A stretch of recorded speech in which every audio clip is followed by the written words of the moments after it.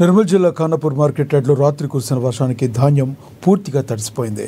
నీటి వరదకు కొట్టుకుపోతున్న వడ్లను రైతులు కుప్పగా చేసే ప్రయత్నం చేస్తున్నారు. పొలం పంట ఉన్నప్పుడు కోతులు, అడవి పందులు యూరియాతో ఇబ్బందులు పడితే పంట కోసిన తర్వాత మార్కెట్లో వర్షంతో పూర్తిగా తడిచిపోయిందని రైతులు తీవ్ర ఆవేదన వ్యక్తం చేశారు. ఈ పరిస్థితిని ప్రభుత్వం దృష్టిలో పెట్టుకుని తమను ఆదుకోవాలని వేడుకుంటున్నారు.